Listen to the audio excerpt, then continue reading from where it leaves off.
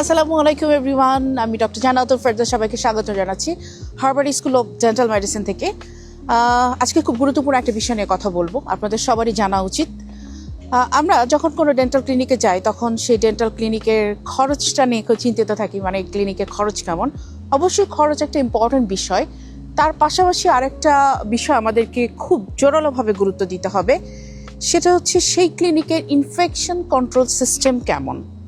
মানে এমনও কিছু ব্যাধি আছে যেগুলো আপনি ডেন্টাল ক্লিনিকে সুস্থ অবস্থায় গেলেন, কিন্তু ডেন্টাল ক্লিনিক থেকে আপনি আপনার শরীরে নিয়ে আসতে পারেন। Number 1, blood borne disease. এর মধ্যে রয়েছে হেপাটাইটিস বি, হেপাটাইটিস সি এবং HIV-র মতো মরণঘাতী ব্যাধি। এই সমস্ত জীবাণুগুলো এত ছোট যে এগুলোকে খালি চোখে দেখা যায় না, এগুলোকে দেখতে হলে এরকম হার্ভার্ড মেডিকেল কলেজের রিসার্চ সেন্টারে এসে দেখতে হবে। সো যেহেতু আপনি খালি চোখে এটাকে দেখতে পারবেন না, তাই ডেন্টাল ক্লিনিকে যাওয়ার আগে অবশ্যই সেখানকার স্টেরিলাইজেশন সিস্টেম কেমন এটা আপনাকে জানতে হবে। Number 2, bacterial infection.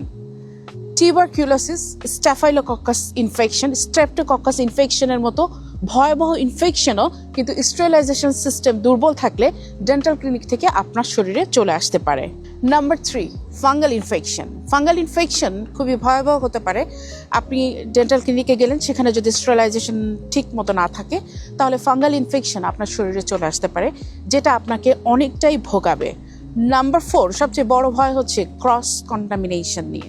Cross contamination হতে পারে যদি সেম গ্লোভস বারবার ব্যবহার করা হয়, যদি আপনার জন্য স্পেশাল স্টেরিলাইজড সেট ব্যবহার করা না হয়, যদি হ্যান্ডপিস অটোক্লেভ করা না থাকে, এছাড়া যে সমস্ত ডেন্টাল ইনস্ট্রুমেন্ট আপনার উপর ব্যবহার করা হবে সেগুলো যদি জীবাণুমুক্ত যে প্রসেস আছে স্টেরিলাইজেশন, অটোক্লেভ, এগুলো যদি করা না থাকে।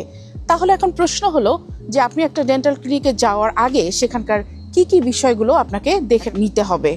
আপনি যে ডেন্টাল ক্লিনিকে চিকিৎসা নিতে যাচ্ছেন সেই ডেন্টাল ক্লিনিকের অবশ্যই কি কি জিনিস থাকা উচিত।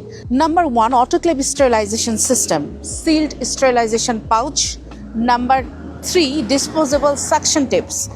Number 4, fresh gloves for every patient. Number 5, proper surface disinfection. Number 6, rubber dam isolation for root canal treatment. Number 7, clean water line system.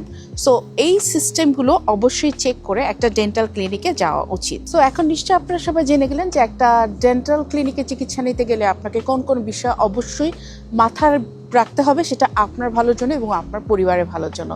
এই ভিডিওটা জনস্বার্থে সবার উদ্দেশ্যে শেয়ার করে দেবেন, তাতে করে সবাই এই বিষয়গুলো সম্পর্কে সচেতন হবে এবং ইনফেকশন কন্ট্রোল সিস্টেমও ডেভেলপ করবে। সবাইকে হার্ভার্ড স্কুল অফ ডেন্টাল মেডিসিনের চত্বর থেকে অনেক অনেক ভালোবাসা জানিয়ে আমি ডক্টর জান্নাতুল ফেরদৌস এখানে বিদায় নিচ্ছি। আল্লাহ হাফেজ।